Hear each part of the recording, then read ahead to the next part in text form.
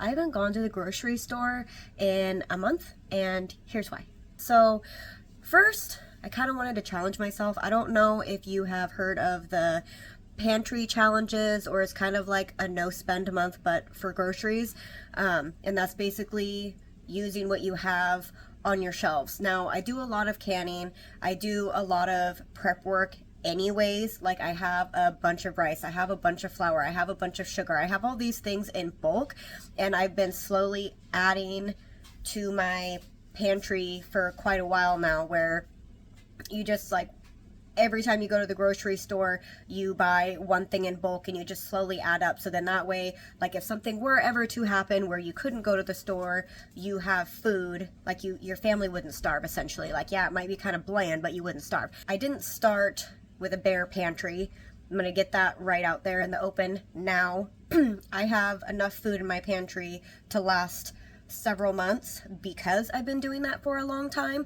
So basically, my grocery store runs looked like a Walmart pickup with like cheese, butter, any specialty items like my kids wanted, like if they wanted chips or pop, certain cereals, if we were trying new recipes, things like that. I wanted to save money, and so what I did is I did a big bulk purchase. So all those things that I would normally buy, milk. So I bought 4 gallons of milk. I got so many packages of butter. I got a really big, like a big brick of cheese, and then I went through and I portioned it out into like a week's worth. So for the cheese, I cut it up, vacuum sealed it, and then I put it in the freezer so that I didn't have access to it. So I had this much to use for the week. And then the same thing with the butter and milk. I just put it in a different fridge.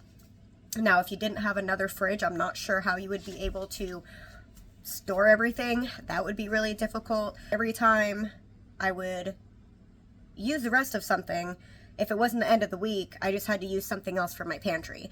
Having a certain amount of food in my fridge, I've noticed I've been less wasteful.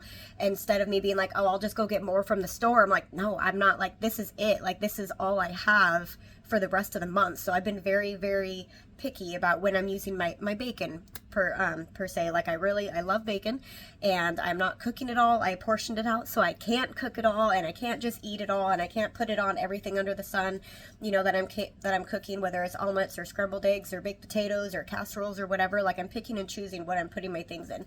And I've noticed that I've had less things to give to my animals because I'm being more thoughtful about what I'm doing with my food and what I'm doing with my meals. Wow, this video is already really long. And another reason why I wanted to go this long without going to the grocery stores is trying to live a little bit more simply. Like I said, we're really spoiled these days. We want something, we just go and pick it up, or we have it delivered to our house. And I don't need a lot of fancy things. Like, I literally could probably eat steak and potatoes for the rest of my life and be completely fine. I don't need these fancy casseroles. I don't need these crazy TikTok and Facebook recipes that you see where you need 5 ingredients just to make tortillas. Like, yeah, they might be good, but that's not something I have to do every single week for my family. And yeah, it's fun to make new recipes, but it's not something I necessarily have to do every week. And that's also been saving me money, is not buying tons of different recipes, things that I'm like, okay, well, I need cream cheese for this recipe, I need this for that one, and this for that one. Like, buying a bunch of different ingredients. I'm buying ingredients that I can use in a bunch of different things, so it's more well-rounded in my kitchen, and it's going into more meals. So instead of me using just this one random specialty item for this one meal and having extras of it and then not using it and then end up throwing it away or giving it to my animals, I'm not having that problem anymore either. So this pantry challenge has definitely been interesting. It just goes to show how spoiled we truly are when it comes to going to the grocery store. And especially, like they always say, don't go to the grocery store hungry, because you end up buying a bunch of random things that you don't need. I had to be very thoughtful about what I'm putting my money into, and things that are going to last a while, things that I can make last for the whole month. And I will be doing it again. We are coming up, the end of this week will be that's the time that I'm planning on going to the store. So that way I can go on the weekend, I can go to one of the stores where you can buy like the big like bulk items like a cash and carry, Costco, things like that.